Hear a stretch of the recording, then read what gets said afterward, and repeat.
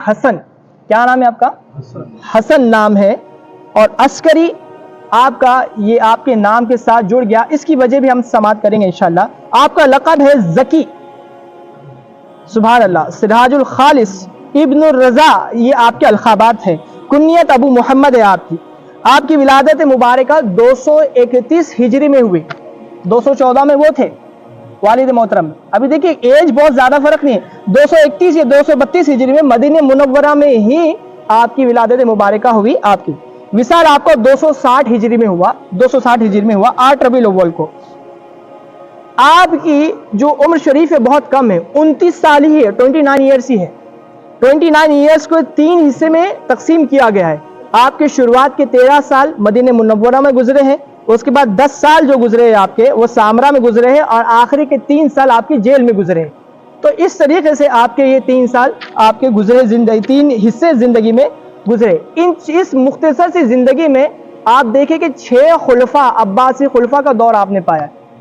یعنی دیکھیں خلافت کی عمر کتنی چھوٹی ہوتی ہے، آپ کی اتنی سی عمر میں 29 سال کی عمر میں 6 خلیفہ بدل گئے، آگے چلے بھی گئے، ختم بھی ہو گئے، لیکن آپ کی شان جو تھی وہ ویسی کی ویسی رہی۔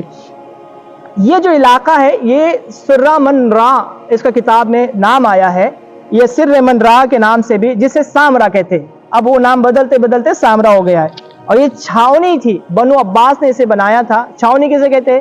ہم نے دیکھے نا، جو کیمپ میں جو کیمپ ہوتا ہے، ملٹری کیمپ ہوتا ہے، یہ وہ کیمپ تھا یہاں پر، اب وہ بعد میں آباد ہو گیا۔ اس طریقے سے یہاں پہ لوگ رہنے لگے۔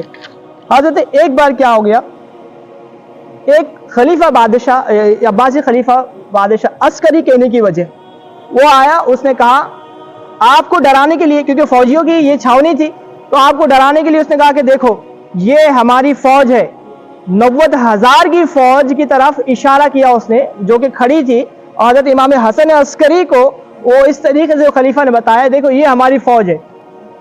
حضرت امام حسن عسکری کو جلال آ گیا، انہوں نے کہا اچھا، اس نے کہا کہ یہ میری 2 انگلیاں ہیں نا، ذرا اس کے درمیان دیکھ۔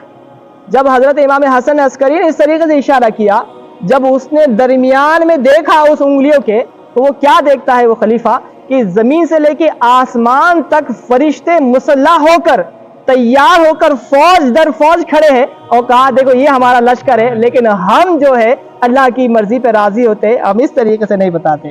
یہ آپ کی 4 سال کی عمر تھی آپ کی، اللہ اکبر۔ دیکھیں نا اہل بیت اطہار کا اللہ کی بارگاہ میں خوف کتنا تھا، اور کتنی ان کی قرآن پر نظر ہوا کرتی تھی۔ آپ اس بات سے اندازہ لگائیں، 4 سال کی عمر میں ایک مرتبہ حضرت بہلول دانا کی روایت بھی ملتی ہے، اور کسی اور بزرگ کی بھی روایت بھی ملتی ہے۔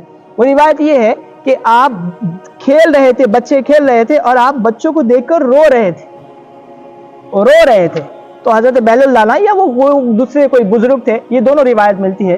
بہلول دانا آپ یوں سمجھ لیجئے، وہ پوچھتے ہیں بیٹا تم کیوں رو رہے ہو؟ کیا تمہیں کھیلنا ہے اور تمہارے پاس کھلونا نہیں ہے اس لیے رو رہے ہو؟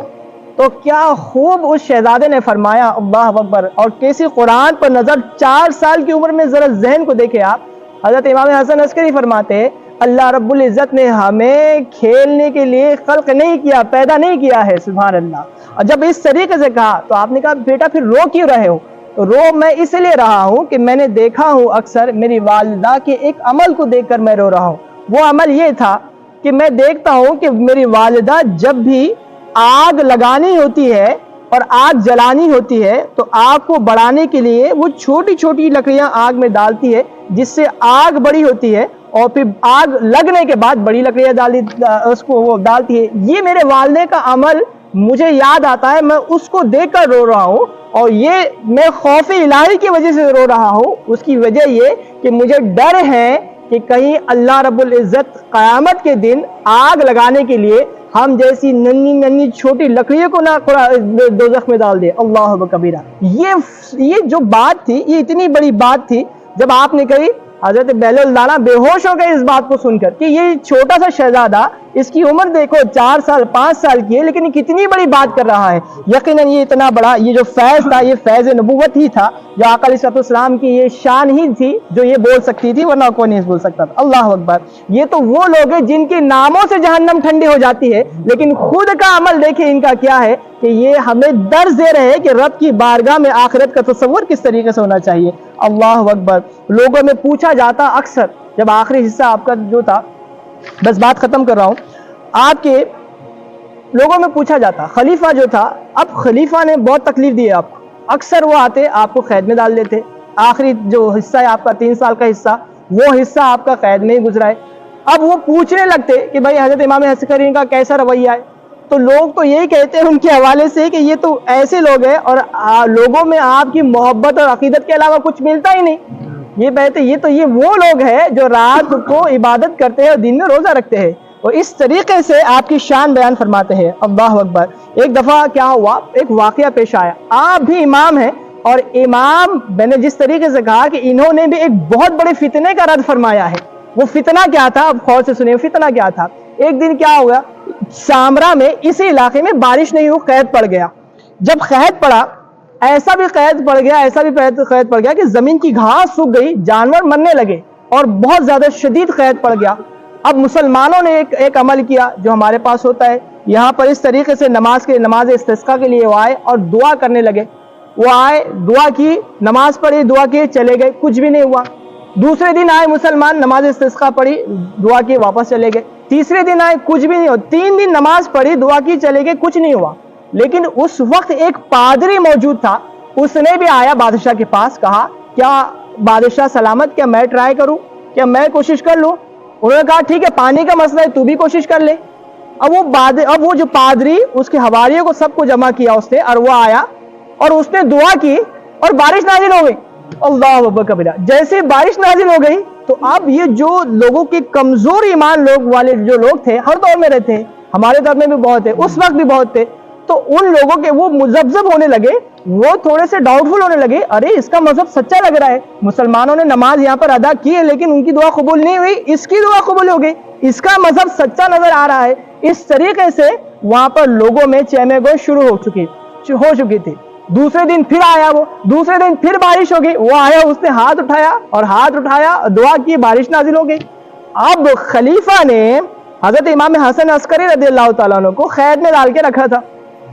اب وہ قید میں تھے. اب دیکھیں نا، جب امت پر بات آتی ہے تو سب کو پتا ہے کہ شان اہل بیت اطہار ہی ہے جو امت کو اس ایسے معاملہ سے بچایا کرتی ہے.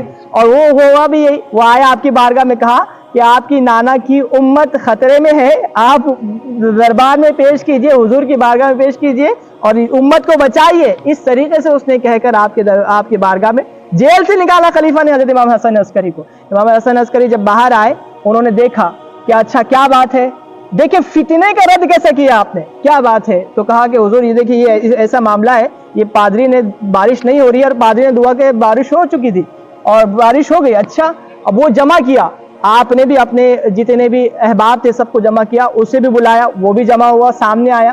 سامنے آنے کے بعد اب وہ دعا کے لیے ہاتھ اٹھانے لگا.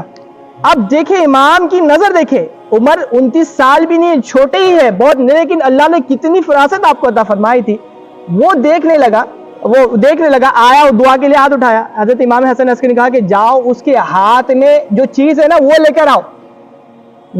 وہ چیز جو تھی وہ سامنے لائے. آپ نے اس کو ادب سے اس چیز کو کپڑے میں لپیٹا اور اس کے ہاتھ میں واپس دے دیا اور کہا کہ اب تو دعا مانگ. جب اس نے دعا مانگا تو کچھ بھی نہیں ہوا، بارش ہی نہیں آئی. جب بارش نہیں آئی تو پھر آپ نے لوگوں کو یہاں پر جھنجھوڑا اور کہا کہ دیکھو بات دراصل یہ تھی، اور ایمان کی حفاظت کس طریقے سے آپ نے فرمائی.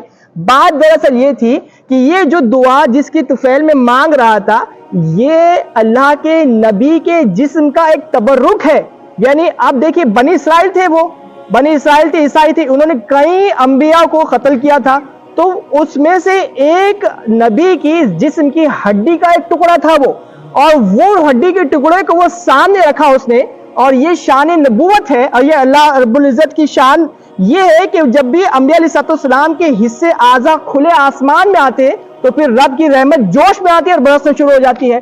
تو پھر جیسے ہی اس نے ہڈی کو آسمان میں کھلے آسمان میں رکھا تو بارش نازل ہو رہی تھی. تو وہ انبیاء علیہ السلام کے وہ اس نبی کی جسم کی ہڈی کے تبرک کی نسبت سے اللہ رب العزت بارش کو نازل فرما رہا تھا, نہ کہ اس کی دعاؤں کی وجہ سے.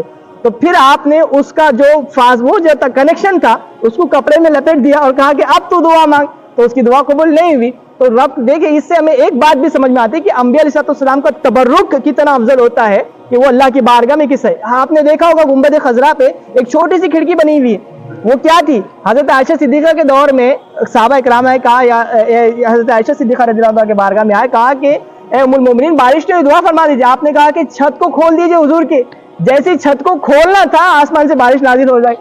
تو یہ اس کی نشانی کے طور پر رکھا گیا. تو یعنی یہ وہ دلیل تھی کہ انبیاء علیہ السلام کی جو تبرکات ہے وہ رب کی بارگاہ میں پیش کی جاتی ہے, رب کی دعا قبول ہو جاتی ہے. اس طریقے سے آپ نے جو لوگوں کا ایمان وہاں پہ خراب ہو رہا تھا حفاظت فرمائی اور اس طریقے سے معاملات کو فرمایا. اللہ اکبر کبیرہ. آپ درود مبارکہ پڑھیے, اللہم صلی علی سیدنا مولانا محمد وعلیہ وسلم صلی اللہ علیہ وسلم. آپ نے فرمایا, ایک شخص آپ کی بارگاہ میں آیا, کہنے لگا حضور میں دین و سنیت کے لیے, دین کی تبلیغ کے لیے میں جا رہا ہوں, میرے لیے کچھ حکم فرمائے. جو فرمائے, آپ فرماتے ہیں کہ ہاں تو جا دین کی تبلیغ کر, لیکن یاد رکھ منہ سے تبلیغ نہیں کرنا, زبان کھولنے کی ضرورت ہی نہ پڑے. تیرا خود کا عمل سراپا ایسا عمل ہونا چاہیے کہ تیرے ایک عمل تیرا عمل وہ دین کی تبلیغ ہو. آپ نے اس طریقے سے وصیت فرمائی. اللہ رب العزت کی بارگاہ میں دعا گو ہو کہ مولا کریم ہمیں ان کی غلامی میں شمار فرمائے, ہماری حاضری کو ان کی بارگاہ میں قبول فرمائے, اور اللہ رب العزت ہماری نسلوں کو بھی ان کی بارگاہ میں قبول فرمائے. اللہم صلی علی سیدنا مولانا محمد وعلیہ وسلم صلی اللہ علیہ وسلم. سبحان ربک رب العزت عما یصفون وسلام علی المرسلین والحمد للہ رب العالمین.